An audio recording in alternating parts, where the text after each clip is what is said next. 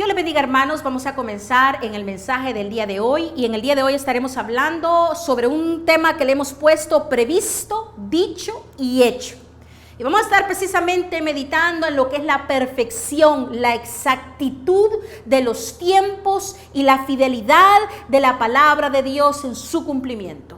Que no importa generación pase, generación venga, no importa que los años y los siglos pasen, su palabra se cumple tal y cual Él lo prevé, Él lo anticipa y Él lo hace. Amén. Y precisamente quiero, amados hermanos, que comencemos a reflexionar en lo que es la Pascua.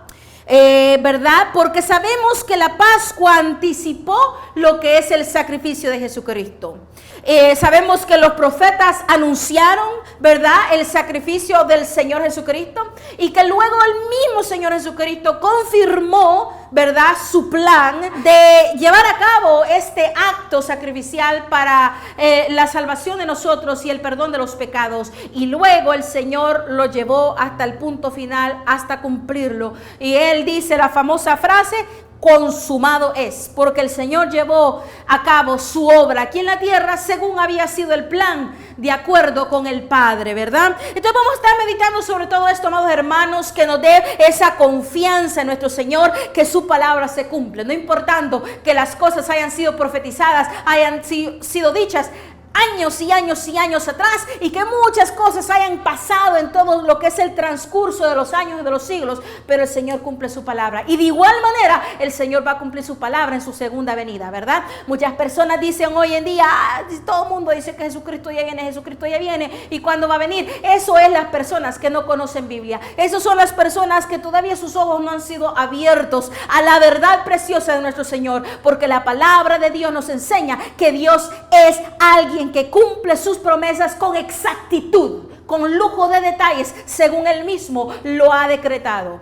Y no importa, pasen los años que tengan que pasar, los siglos que tengan que pasar, pero el Señor cumple todo con exactitud. Y pues bueno, para analizar y meditar en esta palabra, amados hermanos, quiero invitarles a que abran su Biblia en Éxodo capítulo 12. Vamos a estarnos recordando específicamente de qué se trataba la fiesta de la Pascua, aquella fiesta instituida por Jehová en el tiempo de la salida de Israel, ¿verdad? De la salida de Egipto, que el Señor lo sacó con mano poderosa, ¿verdad? Así que, amados hermanos, vamos a estar leyendo el versículo 1 hasta lo que es el versículo 14, para más o menos refrescarnos la mente de qué se trata esta palabra. Amén. Así que leemos la palabra de Dios, se lee en nombre del Padre, del Hijo y del Espíritu Santo, y dice así: habló Jehová a Moisés y a Aarón en la tierra de Egipto diciendo: este mes os será principio de los meses, para vosotros será el primero de los meses del año. Hablad a toda la congregación de Israel diciendo: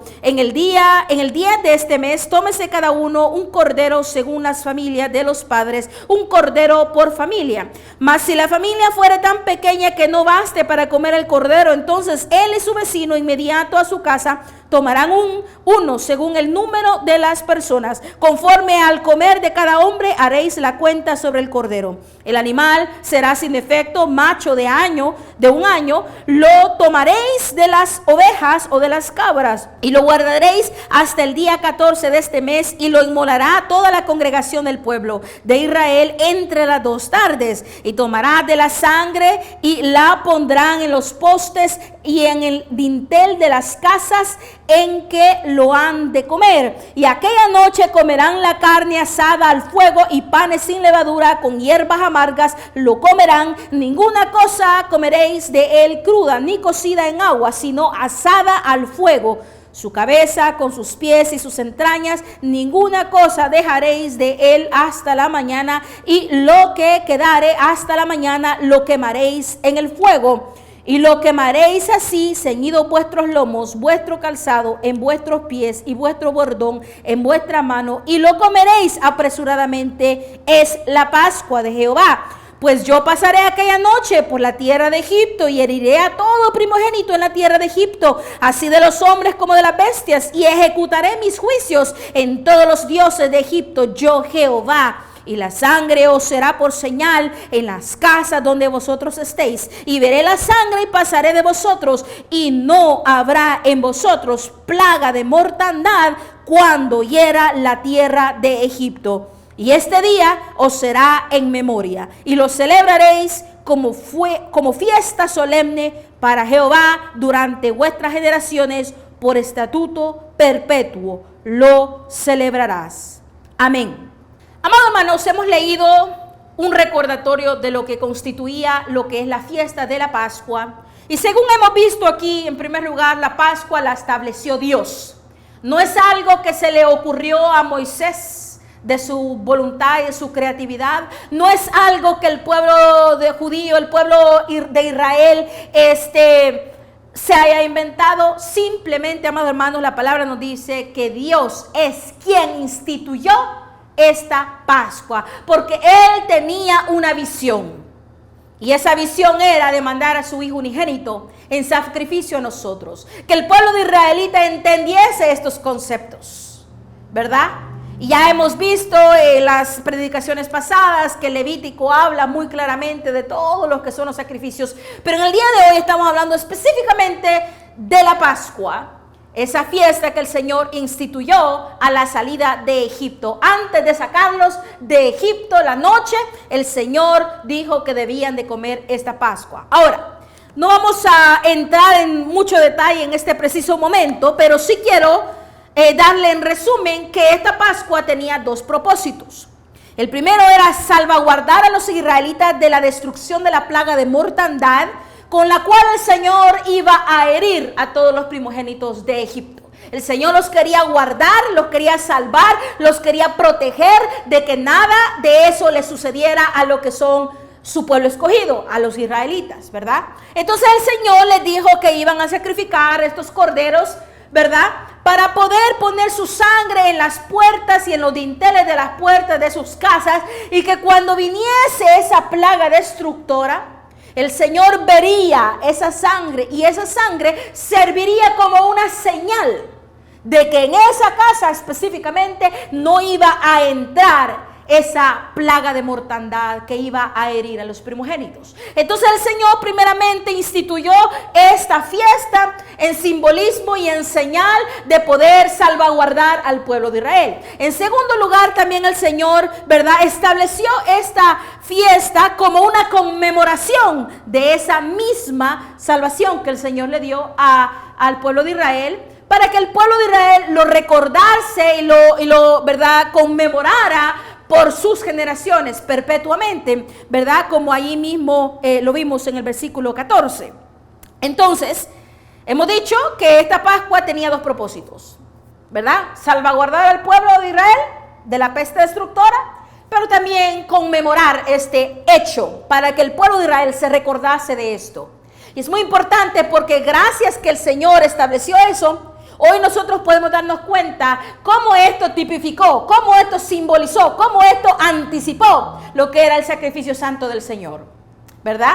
Y gracias a todos esos pequeños detalles hemos visto también el cumplimiento de Jesucristo, que era ya un plan del Señor, y el Señor lo profetizó también, ¿verdad? Ahora, entremos un poquito más de lleno a lo que es el significado cristológico, cómo Jesucristo cumple con cada una de estas partes, de estos estatutos, de estos, ¿verdad?, mandamientos en cuanto a la Pascua. ¿Ven? Bueno, en primer lugar, amados hermanos, el cordero de la Pascua tenía que ser sin defecto. Nos dice en el versículo 5, volvemos a leer, dice: el animal será sin defecto, macho de 1 año, lo comeréis de las ovejas o de las cabras. El animal era un macho, era de las cabras, era un cordero prácticamente, y dice, era sin defecto. ¿Ok? Y mientras con Jesucristo, Él no tuvo pecado ni defecto, según nos dice en Hebreos 9:28 y primera de Pedro 1:19, le leo Hebreos 9:28, dice: así también Cristo fue ofrecido una sola vez para llevar los pecados de muchos, y aparecerá por segunda vez sin relación con el pecado para salvar a los que le esperan. Ahí dice sin relación con el pecado, ¿verdad? Y luego en 1 Pedro 1:18-19 dice: sabiendo que fuiste rescatados de vuestra vana manera de vivir, con la sangre preciosa de Jesucristo como de un cordero sin mancha y sin contaminación. Prácticamente, así como el cordero de la Pascua era sin defecto, también Jesucristo fue sin defecto. Él no tuvo pecado, ¿verdad? No tuvo malicia, ¿verdad? No hizo nada malo. Él fue perfecto y sin mancha y sin contaminación. Entonces vemos como el Señor moralmente cumple con esta palabra también. En segundo lugar, el cordero de la Pascua no debía tener ningún hueso quebrado, como lo dice en el versículo 46.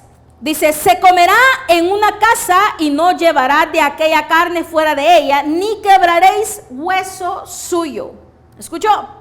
Que se debe de comer en una casa y que no se le ha de quebrar ningún hueso suyo. Está hablando del cordero de la Pascua. No se le debía quebrar nada. Y de igual manera nuestro Señor Jesucristo, a pesar de que fue literalmente, ¿verdad?, torturado y lo crucificaron y le dieron latigazos y sufrió mucho físicamente hablando, al Señor no le quebraron ninguno de sus huesos ni tampoco sus piernas. Y eso lo especifica muy claramente Juan capítulo 19 versículos del 33 al 36. Leamos esa parte, amados hermanos, porque es importante verificar lo que la palabra de Dios habla en nuestra vida. Dice así: mas cuando llegaron a Jesús, como lo vieron ya muerto, no le quebraron las piernas. Pero uno de los soldados le abrió el costado con una lanza y al instante salió sangre y agua. Y el que lo vio da testimonio y su testimonio es verdadero y él sabe que dice la verdad para que vosotros también creáis. Porque estas cosas sucedieron para que se cumpliese la escritura: no será quebrado hueso suyo. Aquí está hablando, amados hermanos, en contexto que los judíos pidieron a Pilato que quitase el cuerpo de Jesús para que no se quedase colgado allí en la cruz, porque ya el día siguiente iba a ser un día solemne, un día de reposo, un sábado de ceremonial, se le puede decir, y era algo muy importante para ellos y no querían que el cuerpo quedase allí, ¿verdad? A la intemperie, ¿verdad? Entonces le dijeron, ya baja a estos y quiebrale las piernas y ya quítalos. Pero los soldados, cuando llegaron donde Jesús, aunque quebraron las piernas de los otros, pero cuando llegaron donde Jesús, ya Jesús estaba muerto. Entonces, al estar muerto él, ya no le quebraron las piernas porque lo vieron muerto. Entonces, allí se cumple justamente la palabra de Dios, de acuerdo al simbolismo de la Pascua, que ningún huesito de la Pascua sería quebrantado. Y de igual manera, a nuestro Señor Jesucristo, ningún hueso suyo, ni las piernas, le fueron quebradas. Así que vemos con exactitud el cumplimiento de la palabra de Dios. Ahora, en un tercer punto, en la Pascua toda la congregación de Israel debía matar al cordero.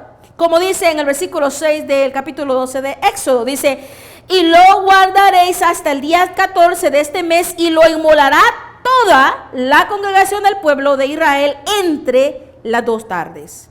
Lo inmolará toda la congregación del pueblo de Israel, dice, entre las 2 tardes. Eso lo estableció Jehová en cuanto a la Pascua, pero también el Señor Jesús fue crucificado por demanda de una congregación de judíos, y eso nosotros lo podemos ver, ¿verdad?, en lo que es Mateo 27, de los versículos 21 al 22, se lo leo y dice así: y respondiendo el gobernador les dijo: ¿a cuál de los 2 queréis que os suelte? Y ellos dijeron: a Barrabás. Pilato les dijo: ¿qué pues haré de Jesús llamado el Cristo? Todos le dijeron: sea crucificado. Mira, amados hermanos, ¿verdad? Le estoy leyendo brevemente los textos. Obviamente, si usted quiere indagar más, ¿verdad?, sobre todo lo que es la narrativa, puede leer más. Pero aquí prácticamente este texto resalta el hecho de que el gobernador Pilato le preguntó al pueblo que estaba ahí a quién querían que le soltase, porque en el día de la Pascua, ¿ok?, el día que Jesucristo fue crucificado, justamente en el día de la Pascua, el gobernador Pilato acostumbraba a liberar a algunos de los presos a petición de los judíos. Y había ahí Barrabás, un delincuente muy, odiado también. Y él dijo: ¿a quién quieren que les libere? ¿A Barrabás o a Jesucristo? Pero era tanto el odio de la congregación de judíos, ¿verdad?, que querían matar a Jesucristo. Le dijeron: suelta a Barrabás. crucifica a Jesucristo. Entonces, así como la palabra nos dice que la Pascua la debía de inmolar toda la congregación del pueblo de Israel, de igual manera a Jesucristo lo sacrificaron a causa de la demanda de la congregación del pueblo de Israel. Ellos pidieron, ellos demandaron, ellos se agarraron, se unificaron a decir crucifícale, crucifícale, crucifícale. Ellos querían ver la crucificación del Señor Jesucristo. Entonces vemos cómo el Señor cumple de manera exacta también lo que son, ¿verdad? La fiesta de la Pascua, los procedimientos que se debían de llevar a cabo. Amén.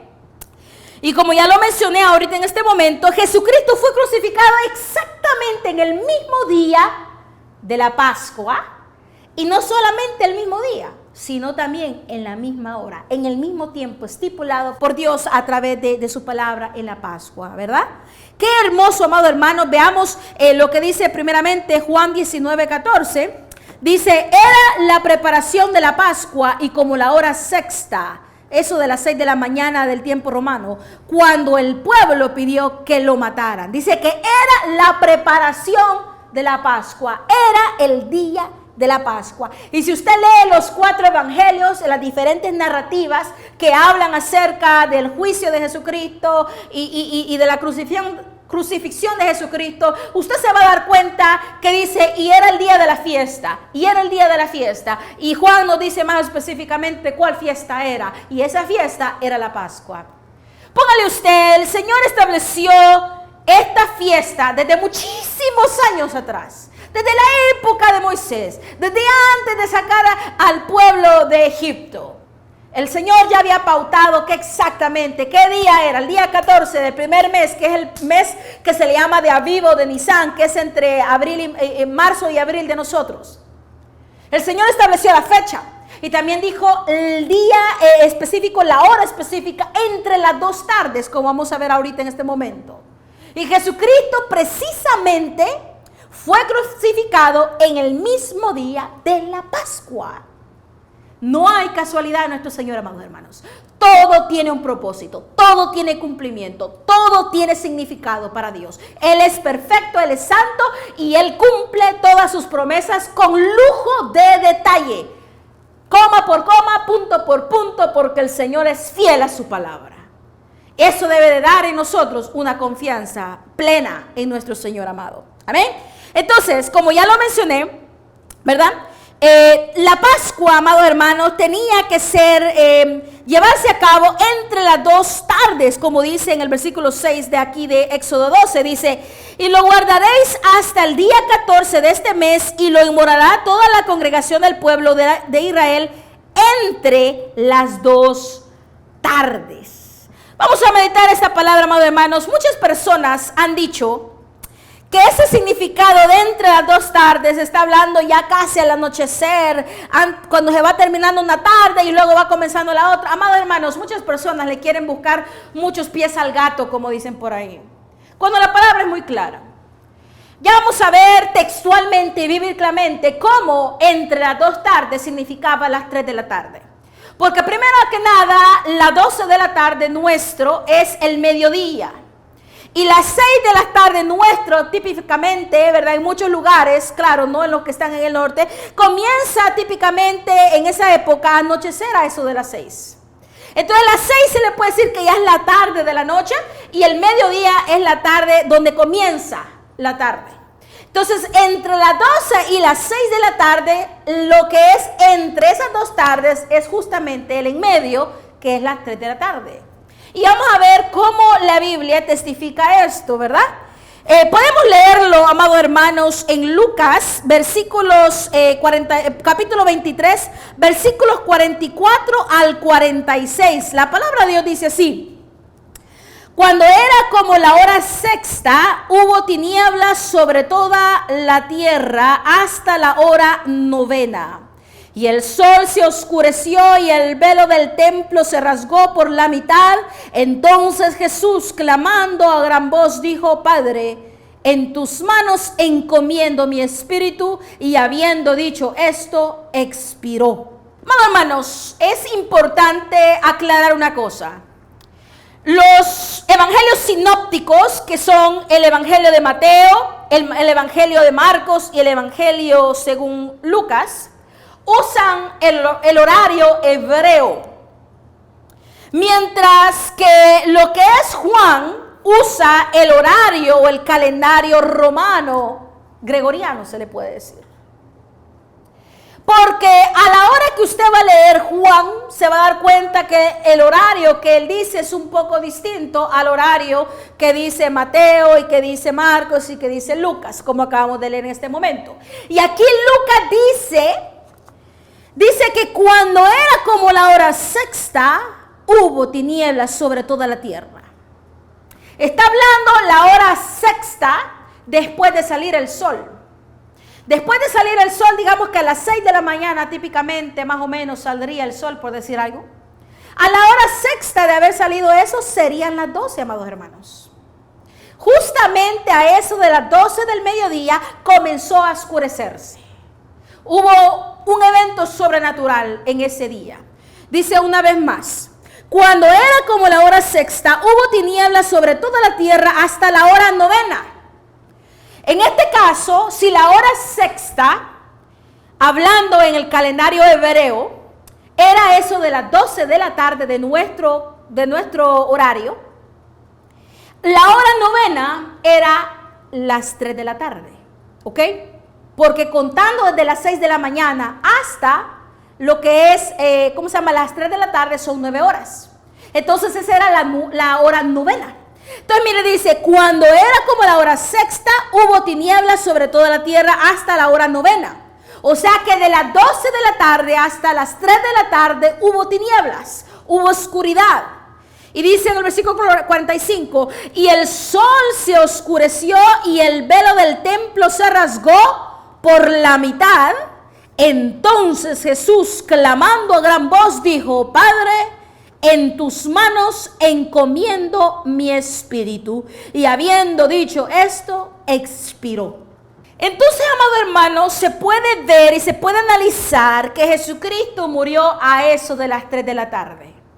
Porque si dice que comenzó a entrar tiniebla a eso de las 12, entre las 12 y las 3, y luego hubo, ¿verdad?, que el sol se oscureció y el velo se rasgó en el templo, hubo un terremoto en ese instante, y luego el Señor entregó su espíritu y murió.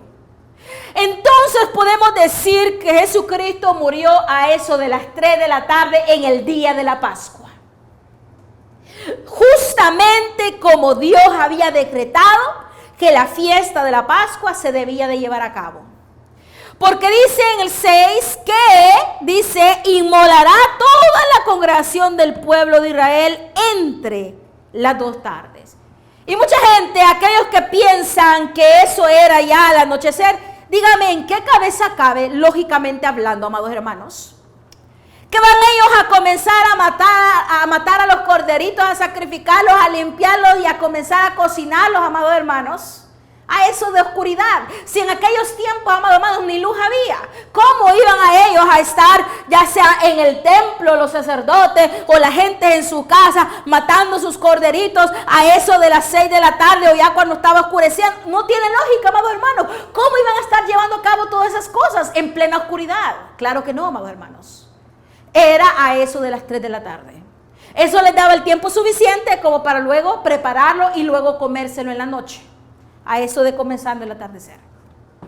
Así que, amados hermanos, nos deja claro que Jesucristo cumplió exactamente con el día y la hora en el cual la Pascua debía de llevarse a cabo.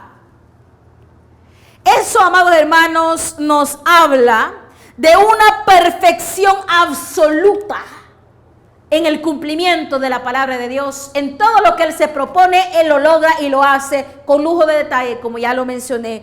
Eso nos habla que el Señor es fiel y verdadero a sus promesas, es perfecto en sus tiempos. Por lo tanto, eso debe de generar en nosotros una plena confianza de que todo lo que Él dice, lo cumple. Que todo lo que Él se propone, lo logra. Porque Él es el Dios Todopoderoso. Así que, hermanos, estos son unos cuantos detalles, pero aún hay más. Como otro punto, en la Pascua no se tenía que dejar nada nada del sacrificio para la mañana, como lo dice en Éxodo 34, versículo 25. La palabra de Dios dice: no ofrecerás cosa leudada junto con la sangre de mi sacrificio, ni se dejará hasta la mañana nada del sacrificio de la fiesta de la Pascua. Es importante, amados hermanos, ver que no debían de dejar nada para la mañana, a la siguiente mañana, ¿verdad? Después de haberse comido la Pascua en la noche, no debían de dejar nada para la mañana, porque de igual manera el Señor Jesucristo, a Él no lo dejaron colgado en la cruz, como ya lo mencioné anteriormente, no lo dejaron colgado en la cruz hasta la mañana, sino que lo quitaron. Los judíos pidieron a Pilato que quitasen su cuerpo de allí, porque no querían que Él se quedase allí en el público, en el aire, ¿verdad? En un día solemne de reposo que ellos iban a conmemorar en el siguiente día. Porque también, como el Señor decretó, de inmediatamente después del día de la Pascua, digamos que el día 15 del mes, era un día solemne, un día de reposo. Un día de reposo muy, pero muy especial. Porque era el día que comenzaba los 7 días de los panes sin levadura. Entonces, amados hermanos, los judíos no querían dejar a Cristo allí, ¿verdad? Porque para ellos era impuro, para ellos era indigno que en un día tan solemne, tan santo, iba a estar un cuerpo ahí. Entonces ellos le pidieron a Pilato que lo quitara, y luego usted sabe que José de Arimatea llegó y pidió el cuerpo para irlo a sepultar rápidamente, ¿verdad? A su tumba. Pero, amados hermanos, lo importante aquí, la clave aquí es que no quedó el cuerpo de Jesucristo para la mañana. Tal y cual, ¿cómo se dice? La Pascua, decía el Señor a su pueblo que no debían de dejar nada de la Pascua, nada del corderito que se comían para la siguiente mañana. Y de igual manera, Jesucristo no quedó allí para la mañana. Amados hermanos, eso usted lo puede leer en Juan capítulo 19, versículo 31, para que usted lo lea. Es más, vamos ahí para que usted verifique, porque es importante que usted verifique la palabra de Dios. Dice así: entonces los judíos, por cuanto era la preparación de la Pascua, a fin de que los cuerpos no quedasen en la cruz en el día de reposo, pues aquel día de reposo era de gran solemnidad, rogaron a Pilato que se les quebrasen las piernas y se fuesen quitados de ahí. Y como ya lo mencioné, a Jesucristo no le quebraron las piernas porque ya había muerto. Pero ese día era la preparación de la Pascua, y ellos le pidieron a Pilato que quitara el cuerpo de Jesús y los otros 2 cuerpos de los otros que fueron crucificados juntamente con él, para que no quedasen allí en el día solemne de descanso que ellos iban a celebrar al siguiente día. Mira, amados hermanos, es que la palabra de Dios es exacta. Hemos dicho en resumen, ¿verdad?, que el cordero tenía que ser sin defecto. Jesucristo fue sin defecto, sin pecado, sin contaminación. Hemos dicho que el cordero de la Pascua no debía tener ningún hueso quebrado, y ya hemos visto que a Jesucristo no se le quebró ni un hueso, ¿verdad? Hemos dicho que la Pascua toda la congregación de Israel debía de sacrificarla, y de igual manera Jesucristo fue sacrificado a causa de la petición de la congregación de los judíos. También hemos visto que Jesucristo, ¿verdad?, que la Pascua tuvo que llevarse a cabo en el día 14 del primer mes que Dios estableció entre las dos tardes. Y de igual manera hemos visto que Jesucristo fue crucificado justamente en el día de la Pascua, en el día 14 del primer mes, y también entre las 2 tardes, a eso de las 3 de la tarde, con exactitud. Y también hemos visto ahora que la Pascua no tenía que dejársele nada para el siguiente mañana, y de igual manera Jesucristo no se dejó colgado para la siguiente mañana. Amados hermanos, esto es increíble.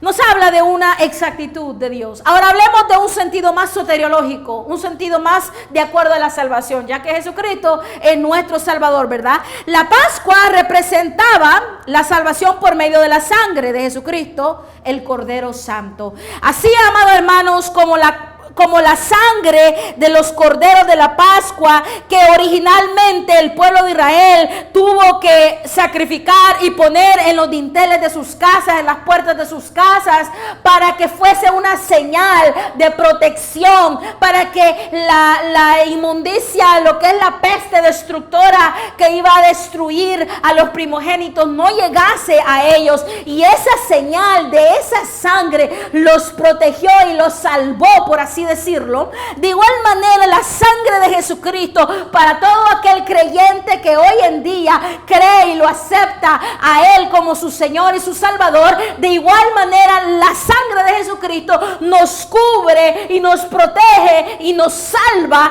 de la peste destructora del pecado y de la muerte eterna. ¿Puede ver usted la correlación entre ambas cosas? La sangre del Cordero de la Pascua en la fiesta de la Pascua representó la salvación y la protección del pueblo de Israel. Y de igual manera ahora Jesucristo, a través de su sangre y de su sacrificio santo, nos da a nosotros, a todo el mundo, inclusive a Israel, aunque ellos en este momento no lo reconozcan, pero lo van a llegar a reconocer, de que por medio de la sangre de Jesucristo nosotros también hemos sido salvos de lo que es la esclavitud al pecado, pero también de la muerte eterna. Amado hermano, la palabra de Dios es perfecta y es santa. Mire, si leemos en Colosenses capítulo 1, versículo de 13 al 14, veamos qué es lo que dice Pablo. El cual nos ha librado de la potestad de las tinieblas y trasladado al reino de su amado Hijo, en quien tenemos redención por su sangre, el perdón de los pecados. Y Juan 10:28 nos dice: y yo les doy vida eterna, y no perecerán jamás, ni nadie los arrebatará de mi mano. El Señor es quien nos da a nosotros vida eterna. El Señor, a través de su sacrificio santo, es quien nos limpia de nuestro pecado. Es Jesucristo, el Cordero Santo. Gloria y honra a nuestro Padre Celestial en eso, ¿verdad? Ahora usted se preguntará, hagamos un pequeño paréntesis en cuanto a lo que es la sangre, el significado de la sangre. El Señor fue quien estableció, quien atribuyó lo que es el significado a la sangre. Si usted lee en lo que es Levítico 17, versículo 11, ahí la palabra de Dios dice: porque la vida de la carne en la sangre está, y yo os la he dado para hacer expiación sobre el altar por vuestras almas, y la misma sangre hará expiación de la persona. Porque el Señor explica que la vida de la carne, la vida de los humanos está en la sangre. Y eso, amado hermano, está científicamente comprobado. Cuando nosotros morimos, deja de fluir nuestra sangre, ¿verdad? Se para todo, amado hermano. En la sangre está nuestra vida. Hay personas que mueren porque hay un cáncer en la sangre, hay células malignas. La sangre es nuestra vida, amados hermanos, y de igual manera el Señor decidió consagrarla. Si usted lee y aprende todos los sacrificios que habla Levítico del 1 al 7, usted va a ver que la sangre era lo que el Señor apartaba, porque esa representa la vida. Y también, más claramente, en Hebreos 9, versículo 22, nos dice también aquí: y casi todo es purificado según la ley con sangre, y sin derramamiento de sangre no se hace remisión. Y al Señor le plació darle este significado a la sangre. Es por eso que el Señor pidió que en la fiesta de la Pascua inicialmente se pusiera esa sangre en las casas y en las puertas en señal de vida, en señal de salvación, en señal de protección. Y de igual manera, ahora nosotros ya hemos dicho que a través de Jesucristo nosotros también somos salvos. Somos protegidos de la peste destructora, de lo que es el pecado y la vida, de la muerte eterna, ¿verdad? Entonces, amados hermanos, es importante entender la palabra de Dios, que todo tiene significado. El hecho que Dios haya incluido algo no significa, se le ocurrió, ¿sabes por qué? O lo voy a ignorar. No. Usted tiene que leer la Biblia poniendo atención a cada detalle, porque cada detalle es importante. Porque vino de la palabra de un Dios todopoderoso, de la palabra de un Dios exacto, de la palabra de un Dios que todo lo que hace tiene propósito. Así que es importante que usted le ponga mucha, pero mucha atención a todas estas cosas. Por lo tanto, Jesucristo, ¿verdad? Como ya dijimos, cumplió con la ley como el Cordero que quitó el pecado del mundo, como lo dice Juan 1:29, ¿verdad? Y también quiero invitarles a que vayamos a 1 de Corintios capítulo 5, versículo 7. Porque los creyentes nosotros también celebramos la Pascua en memoria de Jesucristo como nuestra Pascua de salvación a la hora de tomar la Santa Cena. También, así como el pueblo de Israel, el Señor le dijo que iban a hacer la Pascua, ¿verdad? De generación tras generación, perpetuamente, como un memorial de lo que el Señor hizo. De igual manera nosotros, los cristianos, los creyentes, al tomar la Santa Cena, lo que estamos haciendo es conmemorar, recordar ese acto tan maravilloso que el Señor Jesucristo hizo por nosotros. ¿Puede ver usted los paralelos? ¿Verdad? Puede ver el paralelo de lo que es el pueblo de Israel, Jehová pidiéndole a su pueblo que lo hiciesen. Y de igual manera Jesucristo le dijo a sus discípulos que de igual manera lo hiciesen en conmemoración de él. Amén. Qué hermosa es la palabra de Dios. Vámonos a 1 de Corintios, capítulo 11, versículos 23 al 26. La palabra de Dios dice así: porque yo recibí del Señor lo que también os he enseñado, que el Señor Jesús, la noche que fue entregado, tomó pan, y habiendo dado gracias, lo partió y dijo: tomad, comed, esto es mi cuerpo, que por vosotros es partido, haced esto en memoria de mí. Asimismo tomó también la copa después de haber cenado, diciendo: esta copa es el nuevo pacto en mi sangre, haced esto todas las veces que la bebieses en memoria de mí. Imagínese, ¿está escuchando usted esto? En memoria de mí, en memoria de mí. El Señor instituyó lo que ahora nosotros podemos decir, llamamos la Santa Cena, ¿verdad? Como una memoria de Él, una memoria de lo que Él iba a hacer. Ahorita en este contexto, cuando Jesucristo hizo esta cena, que cenó con sus, ¿verdad?, con sus discípulos, era literalmente la noche anterior que Él mismo, después de haber orado allá en el Getsemaní, iba a ser agarrado y luego llevado y presentado a Pilato, al gobernador y todas esas gentes al principio de lo que es el día, ¿verdad? Eso de las 6 de la mañana, en la mera madrugada, ya andaban los judíos alborotados haciendo todas sus cosas para querer crucificar en ese mismo día al Señor. Amados hermanos, es muy importante ponerle mucha atención a lo que estamos leyendo. Entonces hemos dicho que en un sentido soteriológico, en un sentido salvífico, el Señor a través de su sangre nos salvó, nos protegió de lo que es la plaga del pecado y de la muerte eterna, ¿verdad? Y que Él también le enseñó a sus discípulos a poder consagrar en memoria de Él, ¿verdad?, esa santa cena que ellos comieron en ese día, que iba a ser representativo de su sacrificio. Amén. Y pues bueno, amados hermanos, ya casi vamos a ir culminando, y nada más quiero hacer una breve mención, ya que este mensaje hemos hablado particularmente acerca de la Pascua.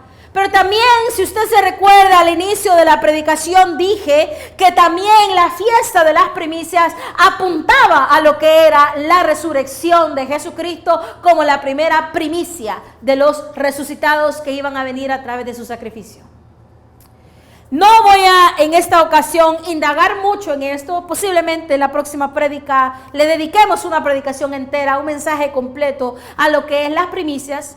Pero sí quiero mencionar, amados hermanos, que el día de la primicia, que era cuando todo el pueblo debía de presentarse con ofrendas de sus primeros frutos de la cebada, ¿verdad? Y traer también algunos holocaustos de ofrenda a Jehová antes de consumir. Todo eso en la primera temporada del inicio de la cosecha. Tenían que presentárselo al Señor, y luego el sacerdote tenía que mecerlo enfrente del altar del Señor como en señal, ¿verdad?, que era una ofrenda para Él y que era luego aceptada y grata al Señor. Y ya luego cada una de las personas podía ya consumir de los frutos de sus primicias, ¿verdad? Pero primero darle al Señor lo mejor de lo mejor. Y menciono esto, amados hermanos, porque el Señor Jesucristo cumplió con esta fiesta. En el Éxodo y también en Levítico capítulo 23 usted va a aprender acerca del día en que debía conllevarse esta fiesta. Y era después del primer día de reposo de lo que es, ¿cómo se dice? La fiesta de las levaduras, ¿verdad? Era después del reposo de la fiesta de las levaduras, de los panes sin levaduras, perdón. Y en el tiempo de Jesucristo cayó justamente al tercer día, después del día de reposo regular. Porque una cosa es importante que usted entienda. En el día que Jesucristo murió, hubieron 2 sábados. El sábado ceremonial, que es un día solemne, el que hablamos que los judíos no querían que estuviese Jesús ahí colgado porque era un día solemne.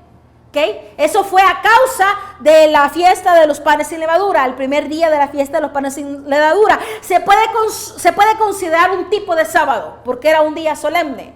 Pero inmediatamente después de haber terminado ese sábado, vino el sábado real, que es el sábado que todos los judíos semanalmente conmemoran. Y después de ese sábado semanal, vino las primicias en el primer día de la semana, que es un día domingo para nosotros. Y en ese día fue que resucitó el Señor, como una primicia.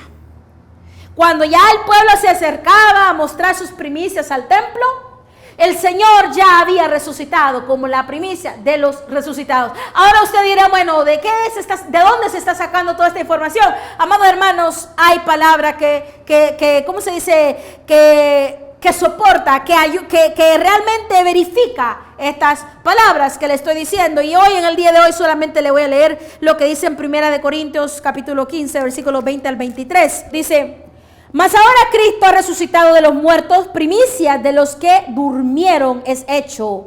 Porque por cuanto la muerte entró por un hombre, también por un hombre la resurrección de los muertos. Mire qué preciosidad.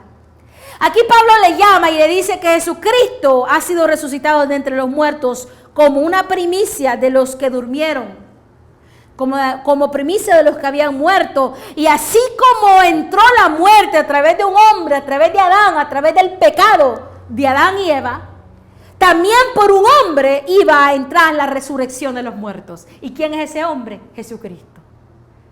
Qué hermoso es esto, amados hermanos. No vamos a profundizar en el día de hoy acerca de esto. Si Dios permite, vamos a hablar sobre las primicias en la próxima predicación. Pero quería yo darles un adelantado para que usted se dé cuenta de la perfección de los tiempos del Señor.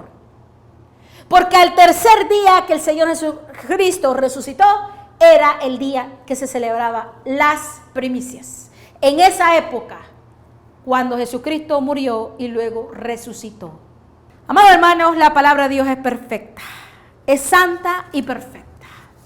Y de igual manera, así como ese sacerdote tenía que mecer lo que es la ofrenda delante de la presencia del Señor y presentarla para que sea acepta a Dios, de igual manera Jesucristo, el sumo sacerdote, se presentó delante de la presencia de Dios como una ofrenda acepta al Señor, como primicia al Señor, y el Señor le aceptó. Amén.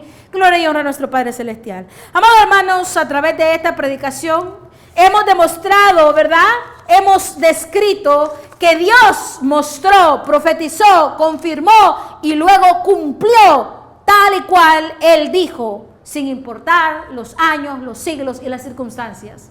Porque Jesucristo también en vida les confirmó a sus discípulos. Les dijo, es necesario que el Hijo del Hombre fallezca y que resucite al tercer día. Que iba a ser como la señal de Jonás, que iba a estar sepultado por 3 días y por 3 noches. Iba al tercer día a resucitar.